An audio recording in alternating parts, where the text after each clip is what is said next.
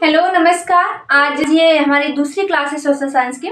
हम इसमें जो इम्पोर्टेंट टॉपिक्स है एग्जाम के पॉइंट ऑफ व्यू से उन टॉपिक्स को यहाँ पर थ्योरी के माध्यम से एक स्टोरी के माध्यम से उसको पढ़ रहे हैं। जिसमें कल की क्लास में हमने पढ़ा था रॉलेट एक्ट के बारे में, सबसे पहले 1919 में आता है, और खिलाफत आंदोलन के बारे में पढ़ा था, असहयोग आंदोलन और चौरी चौरा की जो घटना हुई थी यूपी के गोरखपुर में, उसके बारे में हमने पढ़ा था और उससे क्वेश्चन जो पूछे जाते हैं किस टाइप से उसको भी देखा था। तो आज का जो हमारा दूसरा क्लास है इसमें भी हम कुछ इंपॉर्टेंट टॉपिक्स को पढ़ेंगे।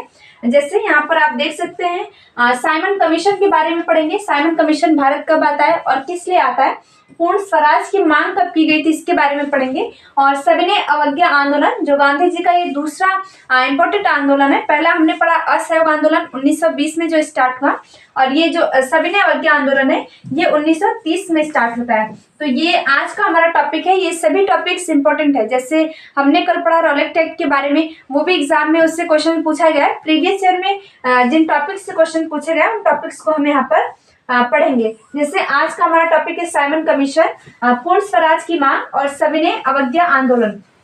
कल हमने पढ़ा था जो चौरी चौरा की घटना हुई थी 1922 में गोरखपुर में। उसके बाद हम पढ़ेंगे साइमन कमीशन के बारे में। साइमन कमीशन भारत कब आता है, 1928 में। ये गठित हुआ था 1927 में, लेकिन ये भारत आया। साइमन कमीशन भारत कब आता है, तो 1928 में ये भारत आता है। अब बात करेंगे साइमन कमीशन भारत आता है तो इसका लोग विरोध क्यों करते हैं, क्योंकि इसमें जो मेंबर्स होते हैं साइमन कमीशन में वो सभी अंग्रेज होते हैं। भारत के संवैधानिक व्यवस्था को बनाने के लिए आते हैं, लेकिन उसमें कोई भी जो मेंबर होता है वो भारतीय नहीं होता है। तो लोगों ने इसका विरोध किया कि अंग्रेज हमारी भलाई के लिए क्या करेंगे, ना ही वो हमें डोमिनियन स्टेटस दे रहे हैं, ना हमें पूर्ण स्वराज दे रहे हैं। इससे पहले जो हम पढ़ेंगे यहाँ पूर्ण स्वराज की मांग 1929 का ये है।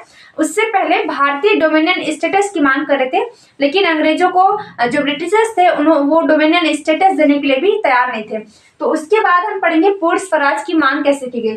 तो यहाँ पर जब साइमन कमीशन आता है 1928 में भारत आता है, तो इसमें 7 मेंबर होते हैं और 7 जो होते हैं वो अंग्रेज होते हैं। भारतीयों ने इसका बहुत विरोध किया, और एक जो महान लीडर रहे थे लाला लाजपत राय, ये जो साइमन कमीशन भारत आया था लाला लाजपत राय विरोध कर रहे थे, और उसमें उनको लाठीचार्ज होती है, उनकी मृत्यु हो जाती है। तो साइमन कमीशन में पूछा जा सकता है ऐसे कौन से महान लीडर रहे जिनकी मृत्यु हो गई उसका विरोध करते टाइम, तो हम बताएंगे साइमन कमीशन था।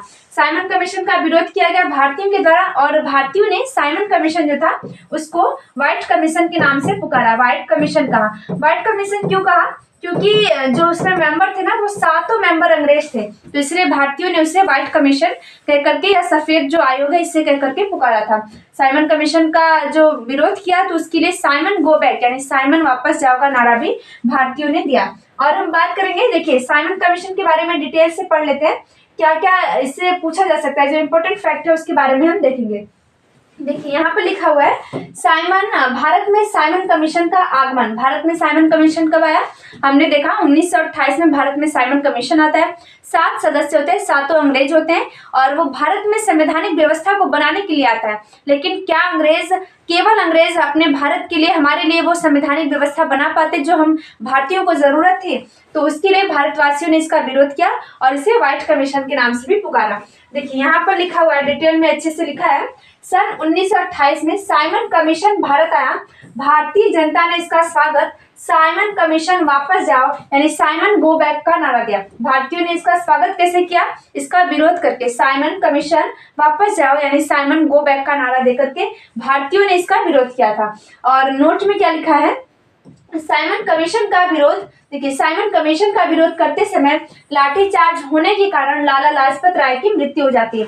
एक ऐसे महान लीडर थे देश के जिन्होंने साइमन कमीशन का विरोध किया और उसमें लाठीचार्ज होने की वजह से इनकी मृत्यु हो जाती है। और साइमन कमीशन भारत कब आता है, 1928 में। ये इंपॉर्टेंट पॉइंट है, 1 मार्क्स में भी क्वेश्चन पूछे जा सकते हैं कि साइमन कमीशन भारत कब आया। साइमन कमीशन भारत किसने लाया था, भारत में साइमन कमीशन का विरोध क्यों किया गया, इसके बारे में समझेंगे। सबसे पहले देखिए साइमन कमीशन का गठन जॉन साइमन के तहत किया गया था, यानी जो साइमन कमीशन का अध्यक्ष था वो कौन था, हेड था वो जॉन साइमन था। इसका उद्देश्य भारत में संवैधानिक व्यवस्था के कार्यों की समीक्षा करना और उसके विषय में सुझाव देना था। कोई ब्रिटिशर्स आकर के भारत को सुझाव दे, भारत की जो संवैधानिक व्यवस्था उसको बनाए, उसमें सुझाव दे, और जो समिति थी साइमन कमीशन, उसमें एक भी भारतीय नहीं थे, इसीलिए इसका विरोध किया गया। तो ये क्या हमारे लिए इंडियंस की भलाई के लिए संवैधानिक व्यवस्था को अच्छे से बना पाता? भारत में साइमन कमीशन का विरोध किया गया क्योंकि साइमन कमीशन के 7 सदस्य अंग्रेज थे, यानी उसमें 7 मेंबर थे, और वो 7 सदस्य कैसे थे? अंग्रेज थे। भारतीयों ने इसे व्हाइट कमीशन के नाम से भी पुकारा। अगर पूछा जाएगा व्हाइट कमीशन कौन से आयोग को कहा गया, तो हम बताएंगे व्हाइट कमीशन जो था, व्हाइट कमीशन कहा गया साइमन कमीशन को, ठीक है, भारतीयों ने कहा था। अब हम पढ़ेंगे जब साइमन कमीशन का लोगों ने विरोध किया तो नेहरू रिपोर्ट क्या है। यहाँ पर देखिए, यहाँ पर हेडिंग लिखा हुआ है नेहरू रिपोर्ट। ये इंपॉर्टेंट है, सबसे बड़ी चैलेंज है भारतवासियों के लिए। जो साइमन कमीशन आया भारत में 1928 में, लोगों ने विरोध किया। लोगों को ये मंजूर नहीं था कि कोई अंग्रेज हमारे लिए कानून बनाए, और अंग्रेज कभी भारतीयों के हक के लिए, उनकी भलाई के लिए ऐसे कानून नहीं बना सकते थे। अगर उनको कानून बनाना होता तो भारतवासी डोमिनियन स्टेटस की मांग कर रहे थे। एक बार अंग्रेज जरूर सुने होते और उन्हें डोमिनियन स्टेटस का दर्जा देते, और अगर वो डोमिनियन स्टेटस मिल जाता तो शायद पूर्ण स्वराज नहीं होता, पूर्ण स्वराज की मांग लोगों के बीच में नहीं उठती। अब हम देखेंगे नेहरू रिपोर्ट क्या था। जब इसका विरोध किया गया तो भारत में जो ये साइमन कमीशन का अध्यक्ष, साइमन जिसका नाम है, इसने कहा कि भारतवासी केवल विरोध ही करते रहेंगे, क्या वो इतने एबल है? एक तरीके से उसने चैलेंज किया अपने देश के लोगों को, अपने इंडियंस को वो चैलेंज किया साइमन कि इंडियंस केवल ऐसे विरोध करते रहेंगे, साइमन गो बैक का नारा देते रहेंगे, या उनमें एबिलिटी है कि वो अपना संविधान लिख सकते हैं, अपने लिए कानून बना सकते हैं? तो इस चैलेंज को स्वीकारा था मोतीलाल नेहरू ने। मोतीलाल नेहरू ने नेहरू रिपोर्ट पेश किया था। अगर पूछा जाए नेहरू रिपोर्ट किसने पेश किया, तो मोतीलाल नेहरू ने नेहरू रिपोर्ट को पेश किया था। तो इसके जो जॉन साइमन है, इसके चैलेंज को स्वीकारा मोतीलाल नेहरू ने, और इन्होंने एक नेहरू रिपोर्ट बनाया, इसको पेश किया इन्होंने नेहरू रिपोर्ट को 1928 में ही उन्होंने एक नेहरू रिपोर्ट बना करके भारत में पेश किया। यानी उसमें अपने हक की बात की, अपने कैसे हमारा देश चलना चाहिए। जैसे उसने चैलेंज किया कि क्या भारतीय इतने एबल है कि अपने लिए संविधान लिख सकते हैं, तो इन्होंने उसको स्वीकारा मोतीलाल नेहरू ने, और अपने देश में क्या व्यवस्था होनी चाहिए, नागरिकों के क्या अधिकार होने चाहिए, उसके बारे में इन्होंने एक जो रिपोर्ट पेश की थी उसको हम जानते हैं नेहरू रिपोर्ट के नाम से। हालांकि उस टाइम पर सिचुएशन ऐसी थी कि अपने जो भारत के जो अलग अलग पार्टियां थी, जैसे मुस्लिम लीग हो गए, कम्युनिस्ट पार्टी हो गई, तो ये कांग्रेस को बिलोंग करते थे। कांग्रेस पार्टी, बहुत सारी पार्टियां जो उस टाइम पर थी वो इससे खुश नहीं थी, नेहरू रिपोर्ट से खुश नहीं थी। लेकिन ये हमारे लिए प्राउड की बात है कि मोतीलाल नेहरू ने अंग्रेजों को जो अंग्रेजों ने चैलेंज दिया उसको स्वीकारा, और बहुत ही जल्दी 1928 में ही उन्होंने नेहरू रिपोर्ट को पेश किया। तो ये इंडियंस लीडर्स है इतने महान है कि अंग्रेज अगर हमें उसी टाइम छोड़कर चले जाते तो अपने देश के जो लोग थे उनमें इतनी एबिलिटी थी कि वो अपने देश को सही राह पर, अपने देश का गठन सही से कर पाते। तो ये मोतीलाल नेहरू के बारे में बात हुई, और साइमन कमीशन जब आया उसका विरोध किया गया। ये सभी इंपॉर्टेंट फैक्ट है। साइमन कमीशन कब आया? 1928 में। 1 मार्क्स के भी क्वेश्चन इससे तैयार होते हैं। अध्यक्ष कौन था? तो जॉन साइमन अध्यक्ष था। भारत कब आता है? 1928 में आता है। लोगों ने विरोध क्यों किया? क्योंकि उसमें जो 7 मेंबर थे वो अंग्रेज थे, और कितने मेंबर थे ये पूछा जाए तो 7 मेंबर थे। और ये पूछा जा सकता है कि वो भारत में क्यों आया, साइमन कमीशन भारत क्यों आया? तो भारत में संवैधानिक व्यवस्था के कार्यों की समीक्षा करने के लिए, उसके विषय में सुझाव देने के लिए वो भारत में आता है। लोगों ने विरोध किया। इसके अपोज में लोगों ने साइमन गो बैक यानी साइमन वापस जाओ का नारा दिया। और उसके लिए क्या हुआ था? नेहरू रिपोर्ट क्यों पेश की गई? क्योंकि जो जॉन साइमन है इसने चैलेंज किया, तो मोतीलाल नेहरू ने नेहरू रिपोर्ट पेश की थी। वो उन्होंने ये बताया कि हमारे अंदर इतनी एबिलिटी है, हम देशवासी इतने अपने देश को संभालने की क्षमता रखते हैं। अगर अंग्रेज उसी टाइम हमें छोड़कर चले जाएं तो भी हम अपने देश को संभाल सकते हैं। इस नेहरू रिपोर्ट के थ्रू ये यहाँ पर साबित होता है। आगे देखेंगे जो हमारा नेक्स्ट टॉपिक है, दूसरा टॉपिक है पूर्ण स्वराज। देखिए, पूर्ण स्वराज की मांग कब की गई? पहले भारत में लोगों ने डोमिनियन स्टेटस की मांग की थी। हम बात करेंगे पूर्ण स्वराज, ये मांग होती है पूर्ण स्वराज की लाहौर अधिवेशन में। लाहौर अधिवेशन होता है, लाहौर आज का जो पाकिस्तान है वहां पर जब लाहौर में अधिवेशन हुआ था 1929 में, लाहौर अधिवेशन में पूर्ण स्वराज की मांग कब होती है? लाहौर अधिवेशन में होती है। 1929 में जब लाहौर अधिवेशन हुआ था, कांग्रेस का अधिवेशन था, उसमें पूर्ण स्वराज की मांग की गई। देखिए, पूर्ण स्वराज की मांग क्यों की गई? पहले से लोग डोमिनियन स्टेटस की मांग कर रहे थे, लेकिन सरकार को, जो ब्रिटिशर्स थे, ब्रिटिश सरकार थी, उसको हमारी इंडियंस की बातों का कोई परवाह नहीं था। लोगों ने डोमिनियन स्टेटस का मांग किया, मांग करते रहे, लेकिन उन्हें कुछ समझ में नहीं आया। तो जब लाहौर अधिवेशन होता है 1929 में, वहां पर जवाहरलाल नेहरू ने ये घोषणा की, डिक्लेयर किया कि अंग्रेज हमारी बात नहीं सुन रहे और अब हमें पूर्ण स्वराज चाहिए, अब हमें डोमिनियन स्टेटस नहीं चाहिए, अब हमें चाहिए पूर्ण स्वराज, यानी अब हमें पूरी तरीके से आज़ादी चाहिए, हमें अब पूरी स्वतंत्रता चाहिए। ये पेश किया था, ये डिक्लेयर किया था पंडित जवाहरलाल नेहरू ने पूर्ण स्वराज में। और उन्होंने ये भी डिक्लेयर किया कि आने वाले 26 जनवरी को हम अपना आज़ादी का दिवस मनाएंगे। और उसी दिन 26 जनवरी 1930 को, जो 26 जनवरी 1930 आती है, रावी नदी के तट पर लोगों ने तिरंगा फहराया, अपना पहला राष्ट्र, जो अपना पहला स्वतंत्रता दिवस है, उसको मनाया। और ये डिक्लेयर किया गया कि अब देशवासी अपनी आज़ादी का दिवस, जो हमारा इंडिपेंडेंस डे है, वो कब मनाएंगे? 26 जनवरी को मनाएंगे। और पहली बार कब मनाया गया? 26 जनवरी 1930 को।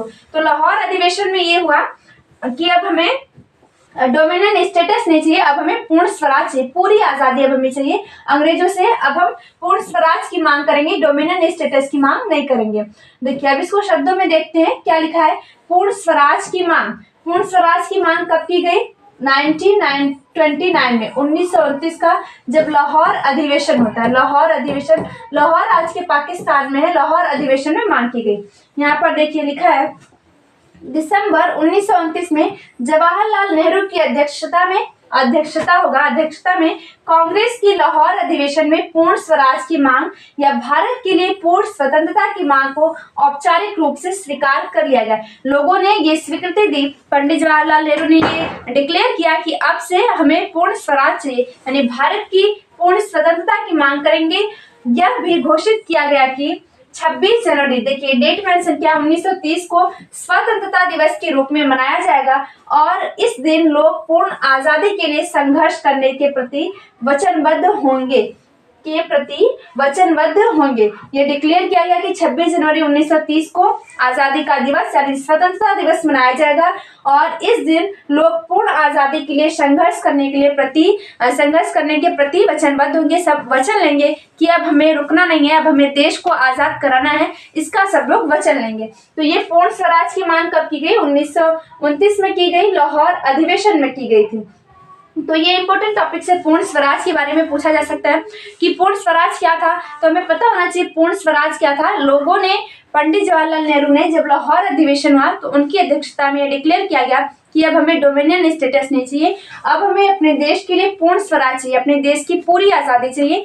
इसके लिए लोगों ने ये संविधान, जो 26 जनवरी है 1930 को, लोगों ने अपनी पहली स्वतंत्रता दिवस मनाया। यही कारण है कि ये जो 26 जनवरी, इसकी इम्पोर्टेंस को बनाए रखने के लिए, 26 जनवरी को बनाए रखने के लिए अपना भारतीय संविधान बनकर तैयार हुआ 26 नवंबर 1949 को, लेकिन लागू किया गया था 26 जनवरी 1950 को। तो ये सबसे मेन रीजन था कि कहीं इस डेट को इतिहास के पन्नों तक ही न रखा जाए, लोगों तक ये बताया जाए कि हाँ 26 जनवरी 1930 की बात है। उसके बाद देखिए भारत आज़ाद होता है 1947 में। कितना लंबा टाइम रहा, लोगों ने 26 जनवरी को ही अपनी स्वतंत्रता दिवस को मनाते आ रहे थे लोग, लेकिन देश आज़ाद हुआ 15 अगस्त को, तो इसकी इम्पोर्टेंस कम ना हो इसलिए 26 जनवरी को अपना संविधान लागू हुआ, अपना देश गणतंत्र बना। तो यहाँ पर उम्मीद करते हैं पूर्ण स्वराज के बारे में आपको समझ में आएगा। अब जो हमारा नेक्स्ट टॉपिक है उसमें हम पढ़ेंगे सविनय अवज्ञा आंदोलन। ये इंपॉर्टेंट टॉपिक है सविनय अवज्ञा आंदोलन। जैसे हमने कल असहयोग आंदोलन के बारे में पढ़ा था, अब हम पढ़ेंगे सविनय अवज्ञा आंदोलन। देखिए, आंदोलन गांधी जी ने एकदम स्टार्ट नहीं कर दिया, अचानक से गांधी जी ने कोई आंदोलन स्टार्ट नहीं किया। सविनय अवज्ञा आंदोलन स्टार्ट करने के पीछे जो पृष्ठभूमि रही थी, गांधी जी ने पहले जो अंग्रेज है उस टाइम पर भारत में राज कर रहा था, इरविन नाम था उसका, इरविन नाम था। ये अंग्रेज जो था भारत में राज कर रहा था उस टाइम पर, उसका नाम था, जो वायसराय था भारत का, ये भारत का क्या था? वायसराय था। इसका नाम था इरविन। जो भारत का वर्तमान वायसराय कौन था? वायसराय, उसका नाम था इरविन। गांधी जी ने ये सविनय अवज्ञा आंदोलन स्टार्ट करने से पहले इरविन से 11 सूत्री मांग की थी। 11 सूत्री मांगों के बारे में पढ़ेंगे। ये सविनय अवज्ञा आंदोलन 1930 में आता। पहले हमने क्या पढ़ा, साइमन कमीशन 1928 का, पूर्ण स्वराज 1929 का, सविनय अवज्ञा आंदोलन 1930 का।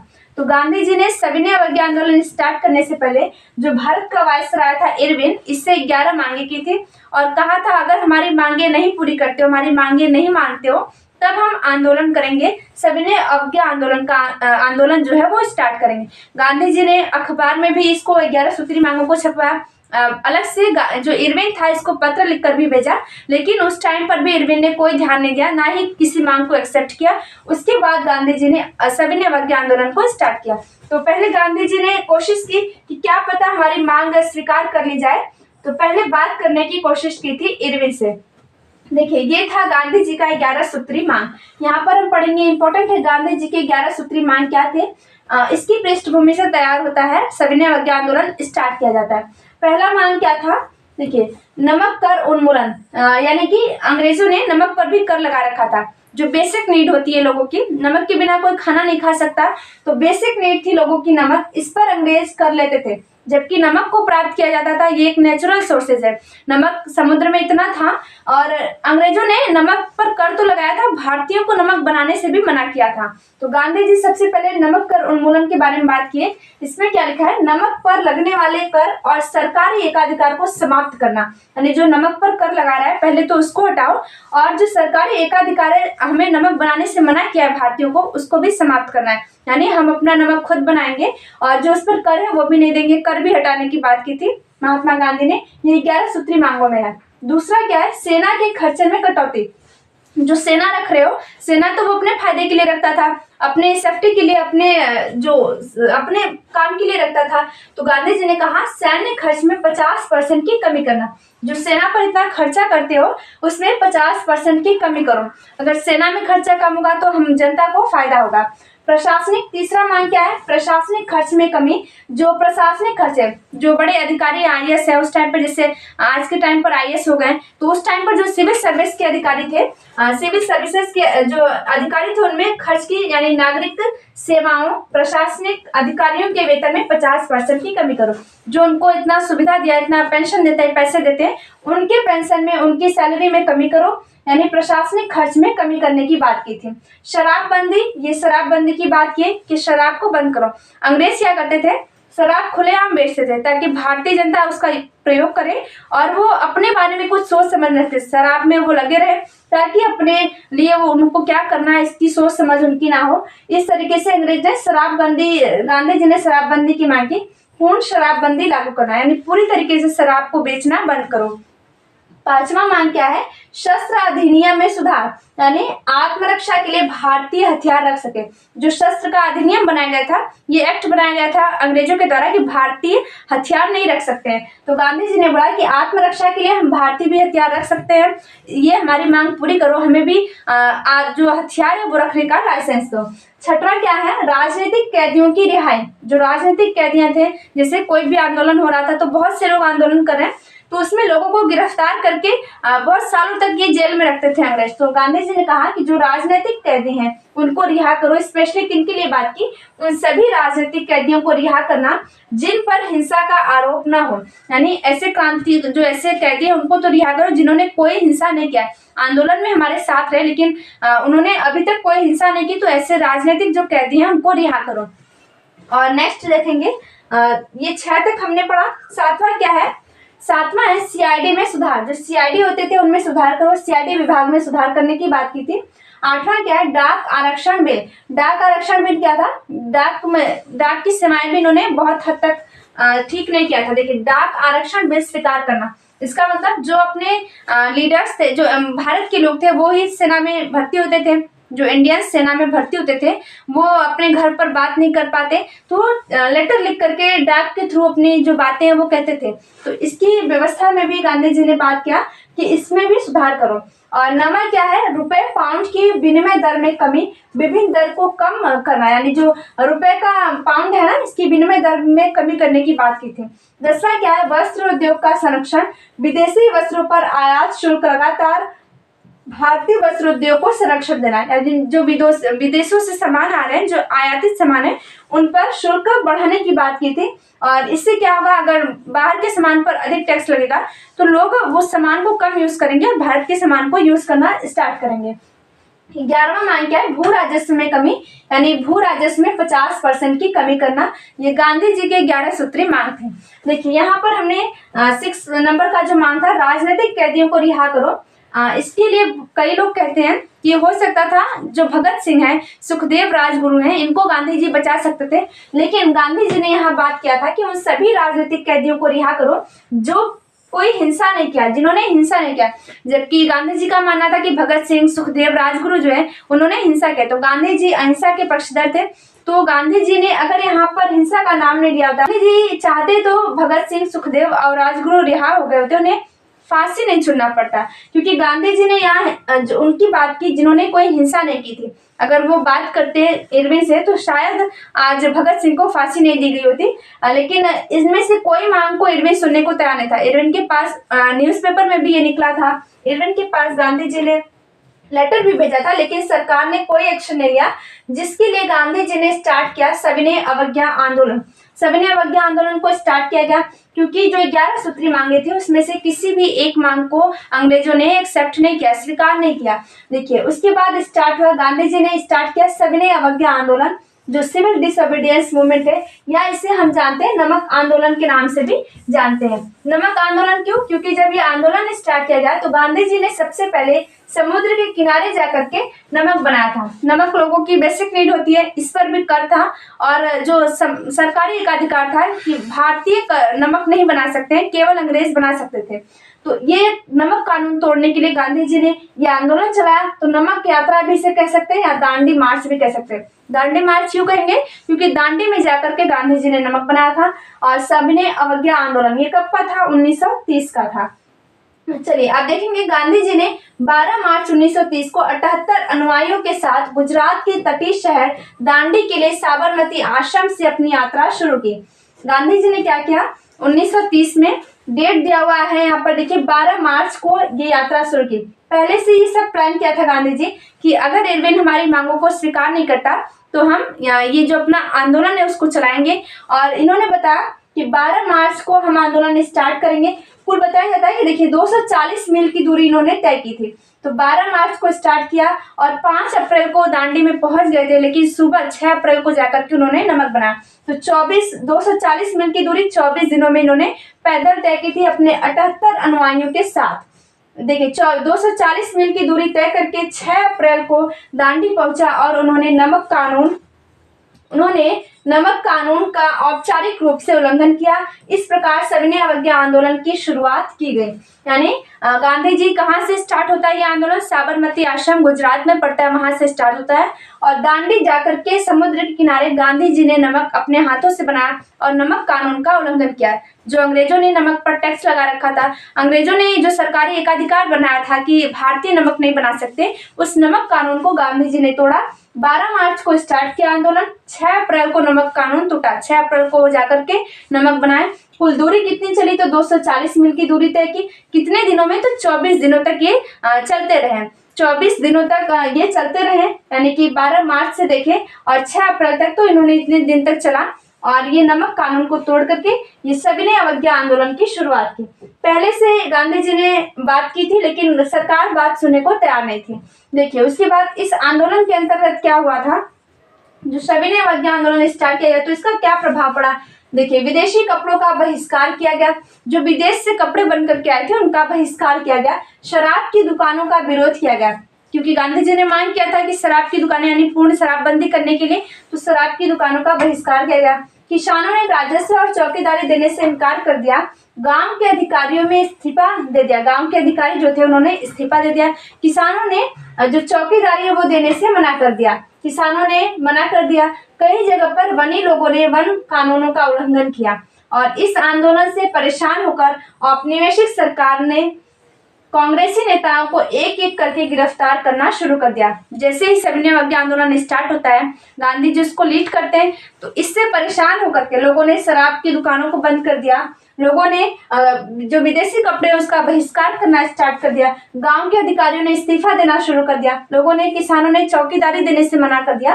तो इन सब को देखकर सरकार जब परेशान होती है तो वो जो अपने देश के लीडर होते हैं ना, उनको गिरफ्तार करना स्टार्ट कर देते हैं एक एक करके।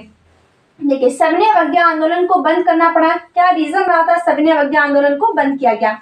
इस आंदोलन को बंद करने के लिए सत्याग्रहियों पर हमला किया गया। यानी जो ब्रिटिश सरकार थी उसने क्या किया, लोगों पर हमला कराया। जो सत्याग्रही थे, जो आंदोलन कर रहे थे, उन पर हमला कराया गया। महिलाओं और बच्चों को पीटा गया और करीब लाखों लोगों को गिरफ्तार किया गया। जब सरकार इससे त्रस्त आ गई कि लोग बात सुनने को नहीं तैयार है, ना ही वो कर देना चाहते हैं, ना वो जमींदारी जो वहां पर चौकीदारी देना चाहते हैं, बल्कि विदेशी कपड़ों का बहिष्कार करें, तो इन सबसे परेशान होकर जो सत्याग्रह कर रहे थे लोग, उन पर और महिलाओं को, बच्चों को पीटा गया, लाखों लोगों को गिरफ्तार कर लिया गया। जब एक प्रमुख नेता खान अब्दुल गफ्फार खान को गिरफ्तार किया गया तो शहर में कई हिंसक घटनाओं की सूचना मिली। ये जो अपने लीडर है, ये बहुत बड़े लीडर है, खान अब्दुल गफ्फार खान को जब गिरफ्तार किया गया तो ऐसे कई हिंसक घटनाओं की सूचना मिली। इस स्थिति में महात्मा गांधी ने एक बार फिर आंदोलन को बंद करने का फैसला लिया। क्यों फैसला लिया बंद करने का? फैसला लिया, देखिए, जब गांधी जी हिंसा नहीं करना चाहते थे और कई हिंसा की जानकारी मिलने के बाद इन्होंने जो सविनय अवज्ञा आंदोलन था इसको स्थगित करना का फैसला लिया और 5 मार्च 1931 को इरविन के साथ एक समझौते पर हस्ताक्षर किया, जिसे हम गांधी इरविन समझौते के नाम से जानते हैं। तो अगर पूछा जाए गांधी इरविन समझौता कब हुआ था, तो 1931 में हुआ था। तो इस समझौते के साथ सविनय अवज्ञा आंदोलन को बंद करना पड़ा। अब देखिए आगे क्या है, सविनय अवज्ञा आंदोलन की सीमाएं क्या थी उस टाइम पर, इसके बारे में भी पढ़ लेते हैं। देखिए, सविनय अवज्ञा आंदोलन की सीमाएं क्या थी? राजस्व की अवधारणा ने सभी सामाजिक समूहों को प्रभावित नहीं किया था। ऐसा एक समूह अस्पृश्यों का था जो खुद को 1930 के दशक के दौरान दलित कहने लगा था। लंबे समय से कांग्रेस ने दलितों को सनातन पंथियों, रूढ़िवादी, उच्च जाति हिंदुओं पर हमला करने के डर से नजरअंदाज किया था। गांधी जी ने दलितों को हरिजन, देखिए इंपॉर्टेंट है, गांधी जी ने दलितों को हरिजन या भगवान के बच्चे बताया। गांधी जी का मानना था कि अस्पृश्यता को खत्म किए बिना 100 साल तक स्थापना नहीं की जा सकती। यानी अगर अस्पृश्यता को खत्म नहीं किया जा सकता तो स्वराज की स्थापना 100 सालों तक नहीं की जा सकती। यहाँ पर क्या है, सविनय अवज्ञा आंदोलन की सीमाएं क्या थी? स्वराज की अवधारणा ने सभी सामाजिक समूहों को प्रभावित नहीं किया था। जो स्वराज की अवधारणा थी, लोगों ने स्वराज को अपनाना चाहा था, वो सभी लोगों को प्रभावित नहीं किया। कैसे? ऐसा एक समूह उस टाइम पर अपने देश में ऐसी रूढ़िवादिता थी, ऐसी जो कुरीतियां थी, उनके चलते क्या हुआ, अस्पृश्यता जो था, ऐसा एक समूह था। समूह कैसा था? अस्पृश्यों का था। अस्पृश्य यानी छुआछूत की भावना लोग रखते थे। ऐसी एक जाति बनाई गई जिसे कहते थे लोग दलित वर्ग के लोग, उनसे छुआछूत की भावना बनाई गई थी। जो ऐसी अवधारणा थी, ये स्वराज की अवधारणा ने सभी सामाजिक समूहों को क्यों यहाँ पर प्रभावित नहीं किया? क्योंकि एक ऐसा समूह था जहाँ पर अस्पृश्यता यानी छुआछूत की भावना उस टाइम पर भी थी। खुद को 1930 के दौरान दलित कहने लगे थे। उन्होंने खुद को 1930 के दशक के दौरान दलित कहने लगा था। लंबे समय से कांग्रेस ने दलितों को सनातन पंथियों, रूढ़िवादी क्या होती है? पुराने विचारों को, चाहे वो गलत या सही, उसको मानते हैं। अगर ऐसे कोई पुरानी प्रथाएं बना दी गई हैं जिसको आज भी लोग मानते आते हैं तो कहते हैं उसको रूढ़िवादी। उच्च जाति हिंदुओं पर हमला करने के डर से नजरअंदाज किया था। गांधी जी ने दलितों को हरिजन कहा था गांधी जी ने दलितों को। इस टाइम पर फिलहाल में हरिजन शब्द को सुप्रीम कोर्ट ने बैन कर दिया है। या भगवान के बच्चे बताया था कि वो भी सब अपने अपने देश के हैं, वो भी भगवान के बच्चे हैं। ऐसा गांधी जी ने दलितों को हरिजन कहा था। गांधी जी का मानना था कि अस्पृश्यता को खत्म किए बिना, गांधी जी का मानना ये था कि जब तक हम अस्पृश्यता को, छुआछूत को खत्म नहीं करेंगे तब तक स्वराज को 100 सालों तक स्थापना नहीं की जा सकती, यानी स्वराज की स्थापना नहीं की जा सकती। अगर देश में अस्पृश्यता खत्म नहीं होती है, हम उसको अगर खत्म नहीं कर पाते हैं तो अपने देश में स्वराज की स्थापना आज क्या अगले 100 सालों तक भी नहीं की जा सकती। ये अस्पृश्यता एक बहुत ऐसी सोच मान लीजिए कि लोगों से छुआछूत की भावना रखना, दलित वर्ग बना करके लोग एक दूसरे से जो मन की भावना थी वो लोगों की बहुत ही गलत थी। एक दूसरे को छूना या एक दूसरे से बातचीत करना, उस टाइम पर लोगों ने अस्पृश्यता अपनाया हुआ था। तो कैसे स्वराज को एक्सेप्ट कर सकते हैं जिनके साथ ऐसा किया जा रहा होगा, जिन्हें दलित मान करके, दलित कह करके उनके साथ ये मिसबिहेव किया जा रहा होगा, वो कैसे स्वराज को एक्सेप्ट करेंगे? पहले तो उनके साथ ही ये सब किया जा रहा है, तो अपने लिए जो उनके ऊपर हो रहा है उसको देखेंगे या पहले स्वराज की मांग के लिए आगे बढ़ेंगे? तो इसीलिए गांधी जी ने कहा कि जब तक हम अस्पृश्यता यानी अनटचेबिलिटी को खत्म नहीं कर लेते, तब तक देश में स्वराज की स्थापना करना ये पॉसिबल नहीं है। आज क्या अगले 100 सालों तक ऐसा नहीं कर सकते हैं। उसके बाद देखिए, उन्होंने दलितों को मंदिरों में प्रवेश, पहले क्या था, जो दलित वर्ग के लोग थे उनको मंदिरों में प्रवेश नहीं दिया जाता था। उन्होंने दलितों को मंदिरों में प्रवेश और सार्वजनिक कुएं, तालाब, सड़कों और स्कूलों तक पहुंच बनाने के लिए सत्याग्रह किया। पहले उन्होंने क्या किया कि सब मंदिर में जा सकते हैं, सबका इक्वल का हक है, चाहे वो किसी भी वर्ग को बिलोंग करता हो, मंदिर में जा सकता है, होटल में जा सकता है, सार्वजनिक कुओं पर जा सकता है, तालाब, सड़कों पर जा सकता है और स्कूलों में जा सकता है, और स्कूल में जा सकता है। इसके लिए उन्होंने सत्याग्रह किया। गांधी जी ने अछूतों के बारे में अपनी मानसिकता बदलने के लिए ऊपरी वर्ग से आग्रह किया। गांधी जी ने ये सबसे आग्रह किया कि ऐसा मानने वाले लोग अपनी मानसिकता को बदल लें। कोई छूत अछूत नहीं होता, सब ईश्वर के ही बनाए हुए हैं, सब एक ही है, अपने देश के हैं। और जब तक हम सब एक साथ नहीं हो जाते तब तक स्वराज की स्थापना करना आज के अगले आने वाले कई सालों तक ये संभव नहीं हो सकता। क्योंकि अगर ऐसा हम मान रहे हैं तो ऐसा एक कम्युनिटी, ऐसा एक समुदाय हमसे अलग रह जाएगा। वो अपने बारे में, वो पहले स्वराज के बारे में कैसे सोच सकते हैं जब उनके साथ ही ऐसी घटनाएं की जा रही हैं कि उनको कोई छू नहीं सकता, उनके छूने मात्र से कोई खुद को अपवित्र मान सकता है। तो गांधी जी ने कहा, लोगों से आग्रह किया कि अछूतों के बारे में अपनी मानसिकता बदले, यानी छूत अछूत जैसा शब्द कुछ नहीं होता, ये कुछ भी नहीं होता है, तो लोगों को अपनी मानसिकता इसके बारे में बदलनी चाहिए। तो ये गांधी जी का थॉट था कि जब तक हम इसको बदलेंगे नहीं तब तक हम स्वराज की स्थापना नहीं कर पाएंगे। तो आज का ये जो हमारा इंपॉर्टेंट टॉपिक रहा था, साइमन कमीशन, पूर्ण स्वराज की मांग, जो गांधी इरविन समझौता हमने देखा, और सविनय अवज्ञा आंदोलन, पूर्ण स्वराज की मांग की गई, और गांधी इरविन समझौता 1931 में किया गया सविनय अवज्ञा आंदोलन के बाद। सविनय अवज्ञा आंदोलन, इसको हम नमक आंदोलन के नाम से भी जानते हैं या दांडी मार्च के भी नाम से जानते हैं। तो इंपॉर्टेंट रहा, गांधी जी ने 11 सूत्री मांगी की, इरविन से बात करने की कोशिश की, लेकिन सरकार उस टाइम पर कुछ नहीं सुनी, और उसके बाद अंत में सविनय अवज्ञा आंदोलन को स्टार्ट करना पड़ा। तो आज का ये इंपॉर्टेंट टॉपिक है, साइमन कमीशन के बारे में भी पूछा जा सकता है, या फिर पूर्ण स्वराज क्या था, या फिर सविनय अवज्ञा आंदोलन की इसका व्याख्या करने के लिए भी पूछा जा सकता है। तो उम्मीद करती हूँ आज का ये जो टॉपिक है आपको समझ में आएगा। जैसे कल हमने पढ़ा था सबसे पहले रॉलेट एक्ट 1919 का, उसके बाद हमने पढ़ा खिलाफत आंदोलन आया, उसके बाद फिर असहयोग आंदोलन आया, फिर चौरी चौरा कांड आया था। तो उसके बाद जो आज की ये घटनाएं रहती, सबसे पहले साइमन कमीशन 1928 का, और ये पूर्ण स्वराज 1929 का, और सविनय अवज्ञा आंदोलन 1930 का। तो ये सभी जो घटना है एक दूसरे से रिलेट करके अगर पढ़ रहे हैं तो हमारे माइंड में एक थॉट बनेगा, और हम इनको लंबे समय तक अगर सुन लेते हैं ध्यान से तो याद रहेगा और एग्जाम में भी अच्छे से लिख सकते हैं। तो उम्मीद करती हूँ आज की क्लास आपको समझ में आई होंगी। ऐसे ही हम इम्पोर्टेंट जो टॉपिक्स है एग्जाम की पॉइंट ऑफ व्यू से जो इम्पोर्टेंट है, ऐसे क्वेश्चंस जो पूछे गए हैं उन्हीं टॉपिक्स पर बात करेंगे, और उम्मीद करते हैं आपकी ये जो क्लासेस है समझ में आ रही होंगी। आज के लिए इतना ही, थैंक यू।